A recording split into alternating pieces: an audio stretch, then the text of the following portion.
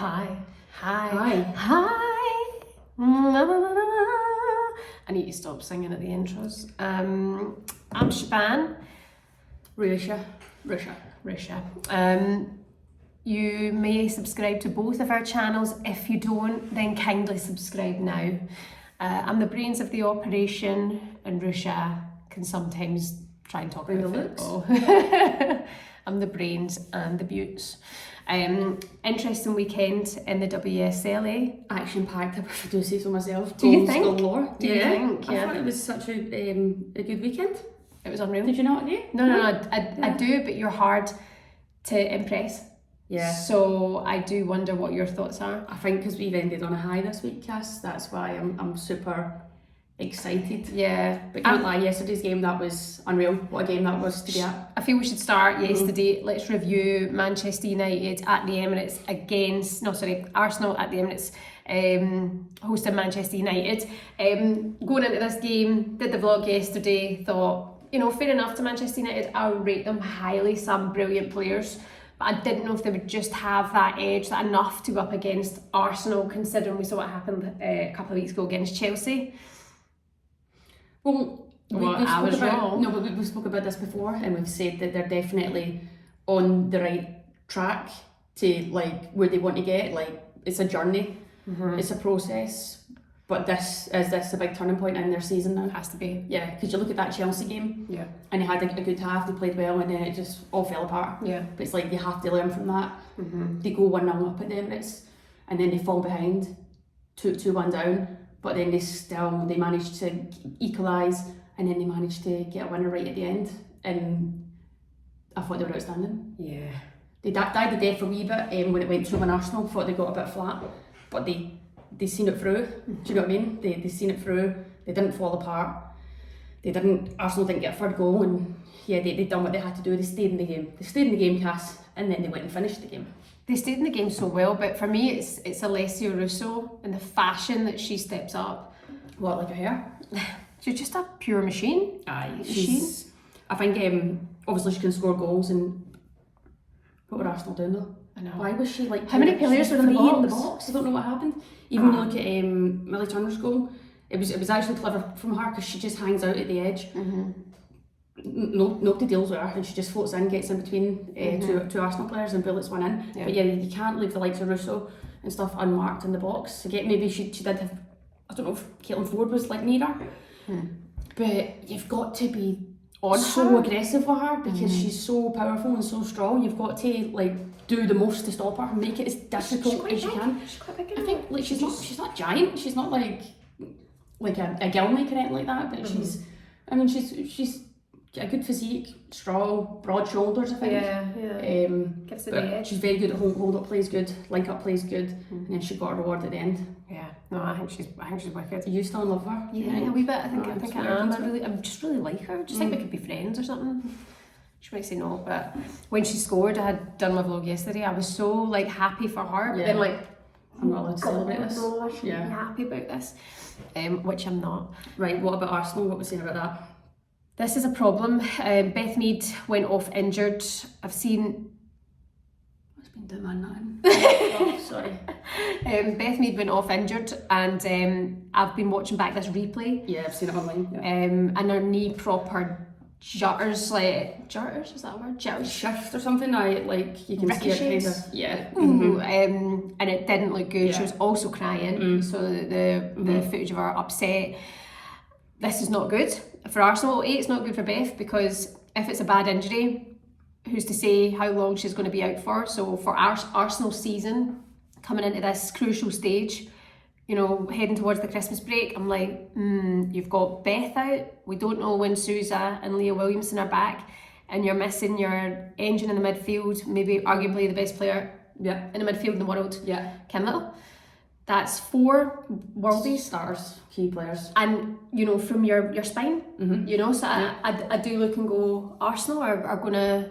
Well, you would expect them to struggle now. They were doing actually okay, but this is the test. They've still got Chelsea. They've still got City, haven't they? if Arsenal had got through yesterday with 3 points, they would be delighted Yeah. because of everything's going against them. Obviously, it doesn't look great for Beth. I was honestly, because we were up high, and I seen her go down, and I kind of was like, oh, come on, Beth, come on, let's go. And I didn't realise the severity of the injury at the time, but yeah, it doesn't look great. But touch wood that she's okay. But Arsenal, injury problems galore.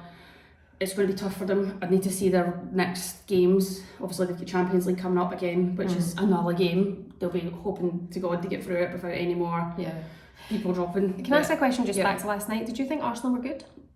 No, they were terrible. That's probably the worst Arsenal performance I've seen in a while. First half, United absolutely dominated them. I don't want to be disrespectful to like people that are playing, but you're taking big players out that are injured, and I don't think they've really filled those gaps.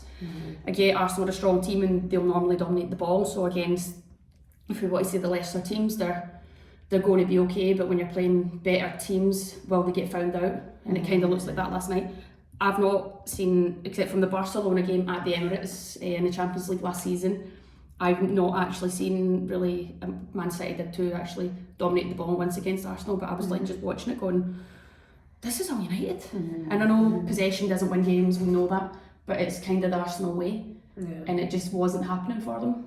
But like I said, when they went 2-1 up, I thought, they've played honking, but now they're just going to go and win the game. Didn't happen. Do you know, it's funny because I feel going into the game last night, you know, so many tickets sold to the Emirates, I think it was something like 32,000. How many was there? Was it 40? I think he said 26 or 36. There was definitely 6. I thought it was near 40. I don't know. No, Stamford Bridge right was 40,000, I'm sure, but that looked like there was less of a turnout on a day. And similar to last night at the Emirates, but still great occasion, great atmosphere, whatever like that. But I feel United went in wanting it more, and Arsenal went in expecting it more. Yeah, you know, I think that's a good analysis. For me, Arsenal looked a little bit complacent. If that's, if we could say that. And United to be complacent, you know. United were hungry, they had a point to prove. So, but now United have to crack on, they can't slip up next week or whatever like that, like they've got to crack on. Well, they've already faced Chelsea, now they've beaten Arsenal, they've still got City. You never know, but it could be an interesting little Champions League spot for United this time round. Let's move on to today's game at Stamford Bridge. Wonderful stuff for Chelsea. Sam Kerr doing bits, but Lauren James player of the match. Emma Hayes back in the dugout as well. So much to focus on here. Chelsea have had their upset this season. It's long gone. They're over it. I watched the first half of that game, and I was disappointed with Spurs. It was just too easy for Chelsea. But Chelsea... It's like Spurs even against Arsenal at the Emirates, remember in the North London derby? And then Stamford Bridge there. I'm like, do they not rise to the occasion? Do they think we're not good enough so they don't... I think credit to Rhian Skinner for how far she's taken Spurs in a short period of time. And I think maybe they're wanting to be a wee bit more expansive, you know, get at teams a bit more, but it's actually leaving them very open. I don't know if they need to maybe take it back a little and be a wee bit more compact, be harder to beat, to win games and get back to doing the basics well. I think that's what it should be their main focus now. And then again, once they've nailed that down, then try and develop their game a bit more. Obviously they've brought in players like Drew Spence, and she's probably great for them in midfield, so much experience. But I was a wee bit disappointed with them, but Chelsea they put on a show in front of the fans. Emma Hayes is back, job done. Didn't see the second half, but I seen it finish 3-0, so all the goals were in the first half. Chelsea, obviously, watching the game last night, they thought we were getting 3 points on this table, and job done. Now they're top of the league. It happens like that. Top of the league. Down on the Arsenal. And the only. But at Chelsea, Arsenal have a game in hand, though, no? I think they do. Do they? I think Chelsea's played one more than everyone. Right. I think.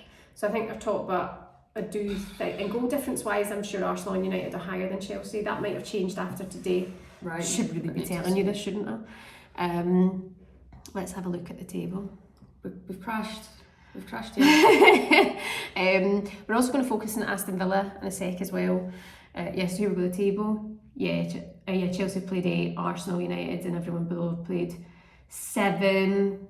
West Ham played 8 and Leicester played 8. So Chelsea are top on 21 points, Arsenal 18 points, Manchester United 18 points, both have a game in hand. Arsenal are top on goal difference. So, you know, it is, I'd say it's still Arsenal's. You would say it's still Arsenal's, but now they're hit. They've got it's an injury crisis. This is a crisis. There's not much in it. There's nothing in it. There's nothing in it in these top three right now. But the second half of the season will be huge. And that gives Arsenal a bit of time to get your likes of Leah Williamson back. I've seen she was straight line running on the pitch. She was running, wasn't she? Yeah. She was there last night doing the whole huddle at the end and stuff. She'll always be there. Do you know what I mean? Like she's always going to be in about it still. But yeah, hopefully that gives them a bit of time to get her back. Because defensively, they're not the same. Yeah, they're not the same without Leah Williamson. No. Especially and she's quality. She's a Rolls Royce. I know, and that's no disrespect to Arsenal's defence without them, but there are players who are just that, like, they're a level above. Let's talk about your team. Happy days. In fact, let's save that for last. Let's go Brighton Liverpool. Right, didn't see any of this game. So I think the Liverpool go 1-up. And then Brighton were 3-1 up, and then Liverpool scored 2 goals. I was looking obviously at the scores, and it was 3-1, and then I had the text. 3-0. And I had to check the scores to make sure it was right. 92nd equaliser by Furness. Yeah, I'm sure it was probably a header. Was it a header? The big Northern Irish princess. But fair play. That's a good game. It's great for them. Great never say die mentality for Liverpool.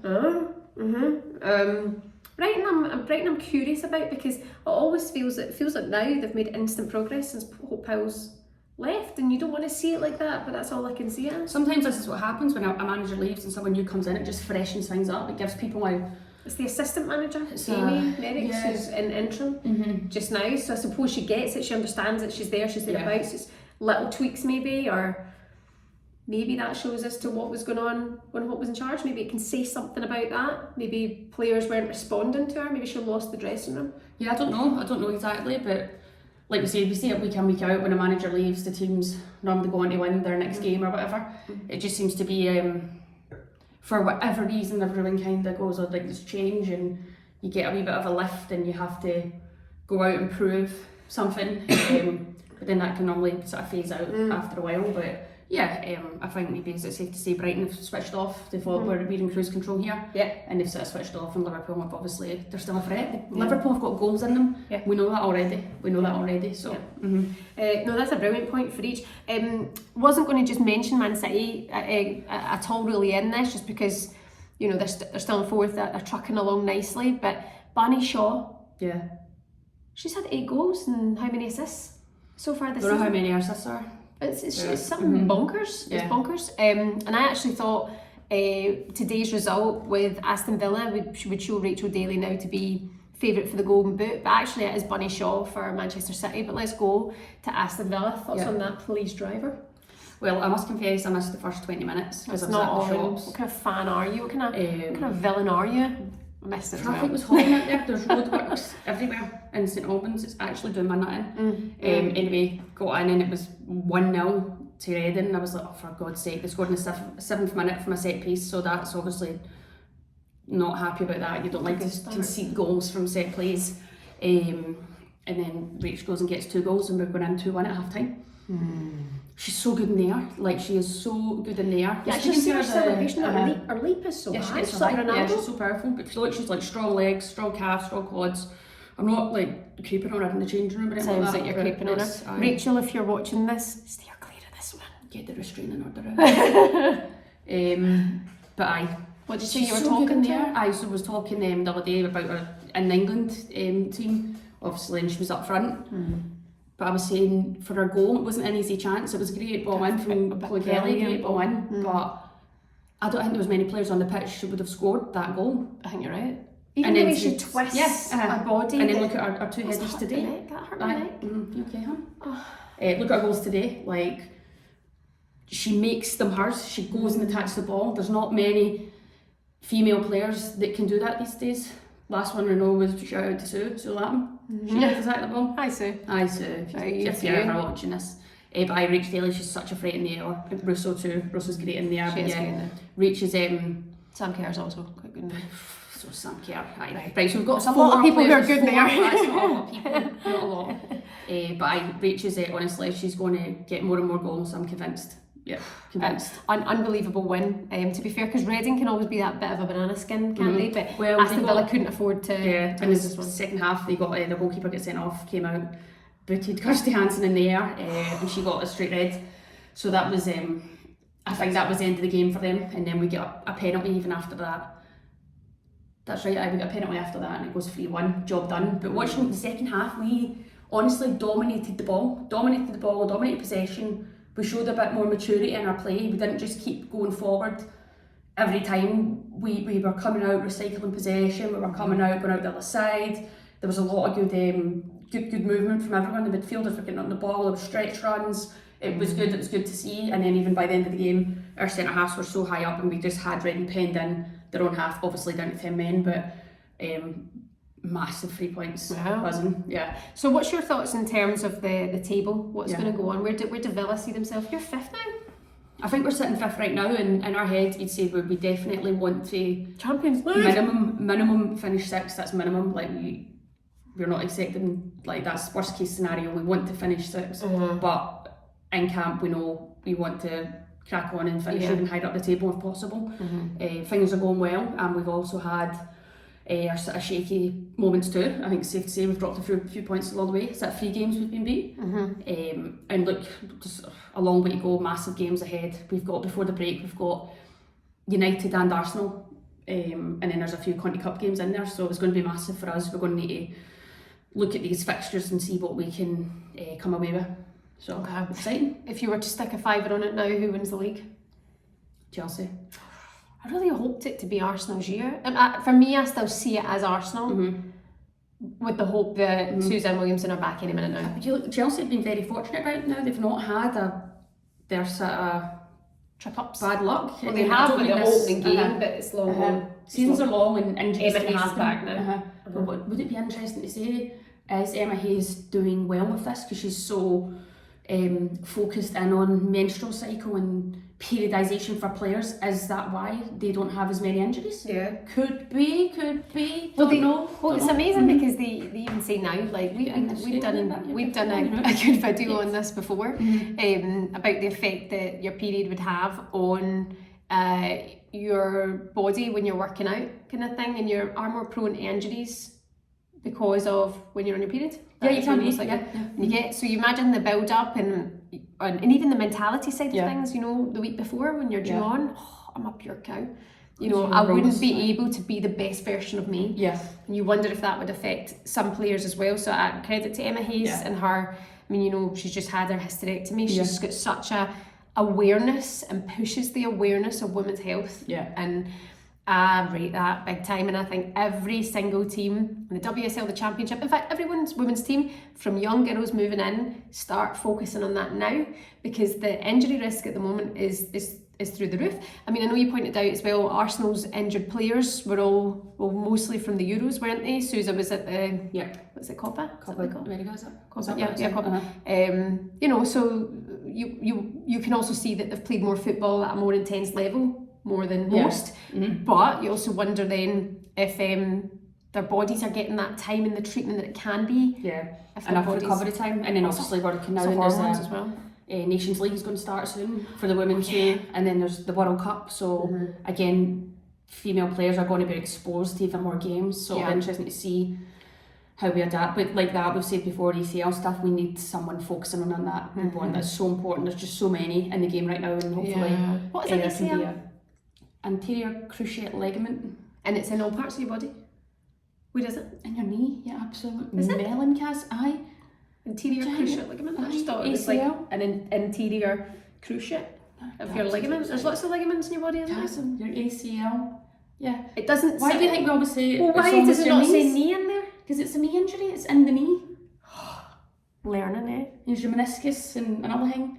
Cassam, I can't spell that. All that stuff. Can't even say that. Oh, honestly, I can't believe you just asked, is your ACL in your armpit? No, I said, where is it? It's in there. It's there. Has any player ever pulled a muscle up here and been out for a while? Probably keeper and stuff like that. True. Yeah. Oh, God, I've had a long week. Honestly, I've been up keep so early yourself this week, bedded. so early. That's why I'm on the Rosie now. Please like, please subscribe, and we'll be coming back with updates across the week, I'm sure, because it's Champions League week ahead. Last game, sorry, we just missed a 1-0 victory to West Ham. It's a big one. It's a big one. By the way, West Ham are to be watched. They're getting a few points on the table, you know, but they've got a few experienced players. Easy so for you to say, you can give it can, meniscus and all the rest of it, but you can't friggin' count to 10. Okay, well, have a good week. We'll see you soon. Please subscribe to Ruesha's channel now, and please subscribe to my channel now. Same content, different platforms. Up the Villa, and have a nice Sunday. God bless troops.